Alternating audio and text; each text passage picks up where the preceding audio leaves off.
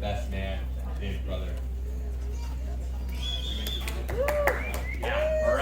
All right, everyone can hear me well? Sorry, I'm a little bit late because I was wiping my 4-year-old son's butt. He hasn't quite figured out wiping yet. So that's what I was off doing. But all right, this best man speech is going to be a little bit different. This is going to be a roast. It is going to be a roast of these two lovely people over here. All right, I'm actually going to start off first with my wife, Emily. Another woman here that was brave enough to marry a McNally.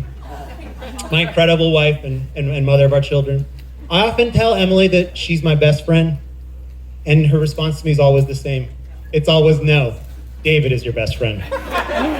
Fair enough. But really, I like to say that Emily is the most popular person in Spotsylvania. Everyone likes her. Her clients, her coworkers, her classmates, everyone that knows her. But what you might not know about Emily is that she's terrified to death of interacting with real-life human beings. I know. She hides it well. Her idea of a horror movie is a telemarketing instructional video. I'm the technologically savvy one in the relationship, but when it comes to avoiding social interactions, she's pushing the boundaries of human capability. Like using an app that lets her call people without making their phone ring, so it goes straight to voicemail. I mean, who even knew that was a thing? Emily and I will be celebrating our 11th wedding anniversary next month. Yeah. After I proposed to her, she told me that before we got married, she wanted to get a bald pussy cat. That's right, our hairless cat, our hairless Sphinx cat, Harry. If you go inside, use the bathroom, you might see him.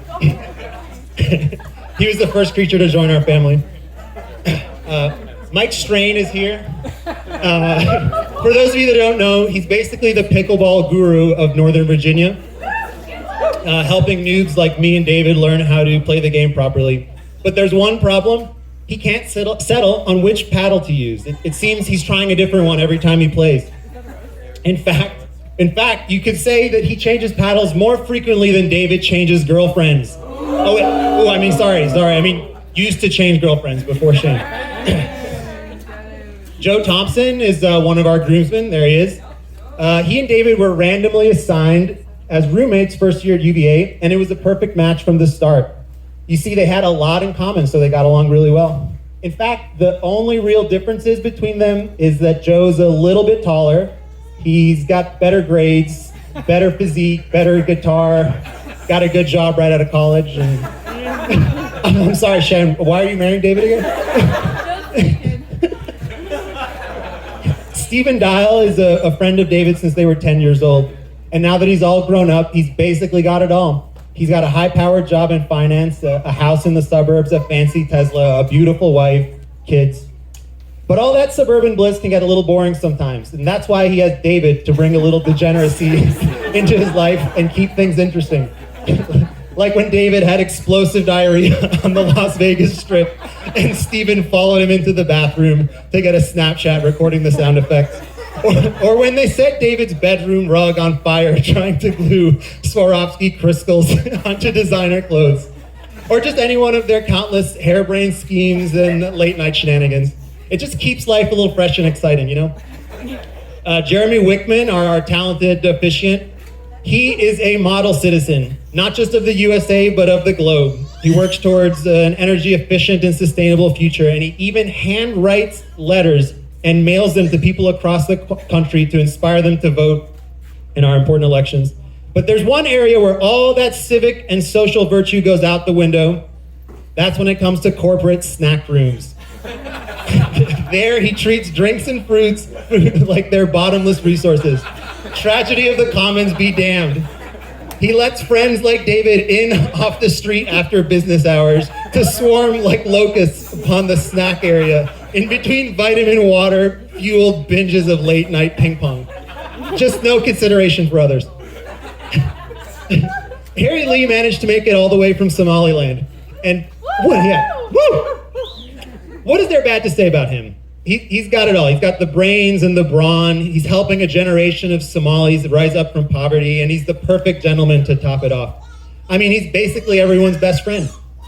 When I tell David, "You're my best friend," he goes, "No, Harry is my best friend." All right, fair enough. Most of you probably noticed Scott Bauer walking around. Where's Scott? Yeah, there he is, behind the flowers. I'd ask him what the weather's like up there, but I'm not sure he could hear me from all the way down here. Scott is so tall, he's the only person here who Shannon would date without compromising on her height standards. So Scott, if you could just crouch a little bit when you're standing near David so that Shannon doesn't get cold feet, I think we'd all appreciate that. Speaking of Shannon, our radiant bride. I mean, just look at her. But not for too long because the glare coming off her skin might burn your retinas. Shannon carries the distinction of being the most overqualified person to ever work at Trader Joe's. But Trader Joe's wasn't a real job. That's why she left for a 9-to-5 desk job of emails and meetings all day. You know, the white-collar American dream. But it turns out that that wasn't all that great either. So she quit, left town, and now she works as a veterinary assistant. Shannon likes to make fun of me for being old, but at least I'm not the one going through a midlife crisis. But Shannon's personality goes far beyond just her job. She gets along great with her kids, so great that they've ranked her as their #1 favorite person in the world. That's true. But I don't get jealous when they place her above me and Emily. I know that it's easier for them to get along with people their own age. Shannon is the picture of elegance with the grace of a swan, the elongated body of a swan, and the plant-based diet of a swan. She's a passionate person with a zest for life, and none of those passions have been greater lately than that for her true love in life. That's right, mushrooms. You see, Shannon is a mushroom fanatic and expert. She's a bit like Princess Peach from the Mario series, not just because of the physical resemblance, but because she often has a man who's too short for her taste go to strange places and collect mushrooms for her. Speaking of pasty poofs that don't do well in direct sunlight, I'll end with my beloved brother, David. David has worked 4 jobs in his life. 5 if you count poker player, which, who are we kidding? No one does.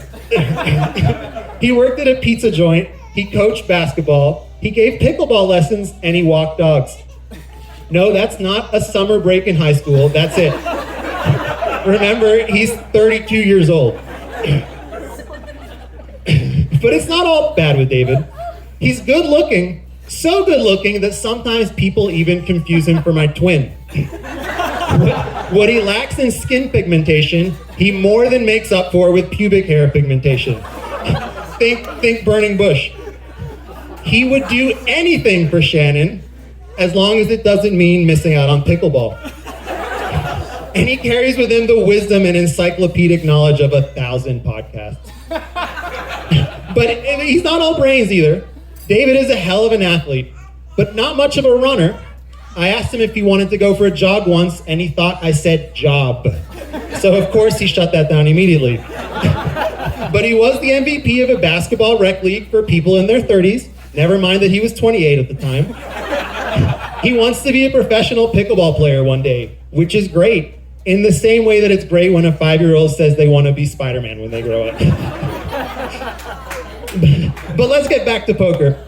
David is one of the winningest cash game players of all time in a poker variant that pretty much nobody's ever heard of. And almost every summer he goes to Las Vegas to play in the World Series of Poker and promptly lose some of those winnings back to the poker ecosystem. Dave has such a well-established track record of losing from these poker tournaments that he's a leading contender to be the new Washington football team mascot. In fact, if you put him in the sun for 30 minutes, he turns a familiar shade of red. All right, that's my prepared routine, but now a little bit from the heart. For real, Dave, I love you so much. I can't imagine my life without him. I mean, we moved a lot when we were young. Everywhere we went, we had each other. It just, I just can't imagine what life would be like without you in the past or going forward. You're practically an extension of myself, and now Shannon too. I'm just so happy for you guys, and I love how it seems like through most of our life you find that, you know, I get involved in something and you get involved in it too. We love doing it together. After some time, usually you get better than me than that thing, whether it's basketball or poker, or now it's probably going to be pickleball soon. But, you know, maybe I should have scripted this part more but the point is, you know, my whole, you know, it's amazing that, you know, the last few months David's been living with us. I love it. I'm sad when he's going to have to leave soon. But of course, you know, you can't live in your brother's basement forever, although I wish you could, like I said. But you know, wherever we end up in life, 10 years from now, 30 years from now, you know, 200 years from now, maybe they figure out ways to extend life. I know that we're going to be just as close. And I know that whenever we spend time together, it's, you know, just again, like extensions of each other. So I'm so glad I have you in my life. I'm so happy for you. I wish the best for you guys. And yeah, that's all I got. Thanks, everyone.